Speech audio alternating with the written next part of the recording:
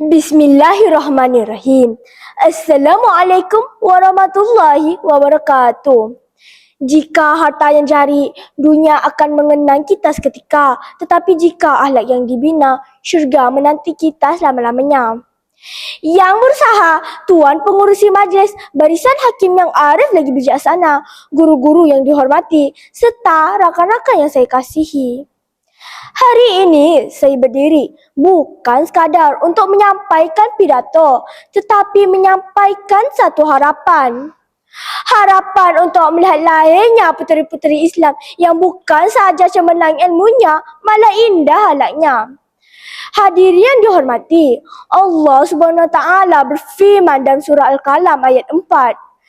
A'udzubillahi minasyaitonir rajim.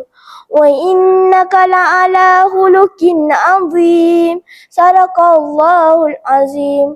Maksudnya, sesungguhnya engkau wahai Muhammad benar-benar memiliki akhlak yang agung. Ayat ini membuktikan bahawa akhlak ialah kemuliaan yang paling tinggi dalam Islam.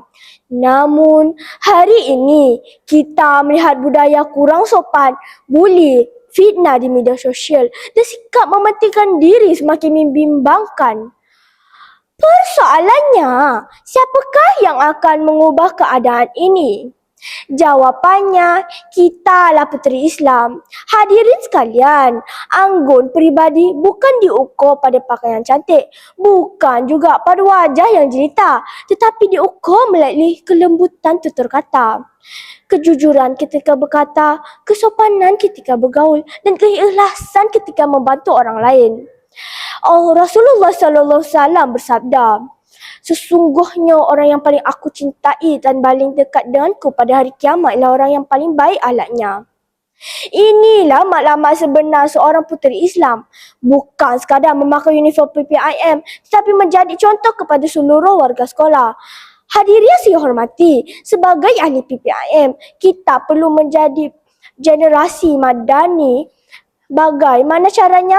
Pertama, hormati ibu bapa. Jangan tunggu bila disuruh kerana syurga seorang anak terletak pada redha ibu bapanya.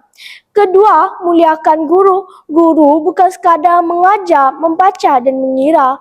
Guru membentuk masa depan negara. Ketiga, sayangi rakan. Jangan mengejek, jangan membuli. Sebaliknya, hulurkan bantuan kepada mereka yang memerlukan. Keempat, dekatkan diri kepada Allah.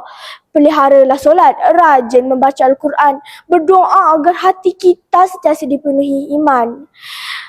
Hadirin sekalian, negara tidak memerlukan generasi bijak memperoleh A, tetapi negara memerlukan generasi yang amanah, generasi yang berdisiplin, generasi yang berakhlak mulia.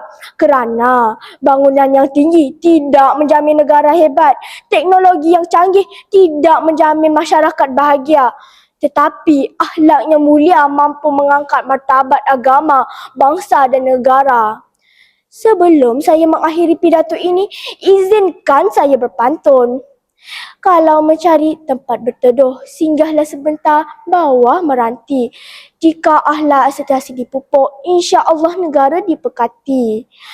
Hadirin yang dihormati, marilah kita bersama-sama menjadi puteri Islam yang bukan sahaja dikenali kerana pakaiannya, tetapi dikenali kerana akhlaknya, dihormati kerana ilmunya dan disayangi kerana budi pekertinya, dan menjadi pemangkin generasi madani yang cemerlang di dunia dan berjaya di akhirat. Saya mengakhiri pidato ini dengan seruan, cantik wajah menjadi perhatian, tetapi cantik akhlak menjadi kemuliaan.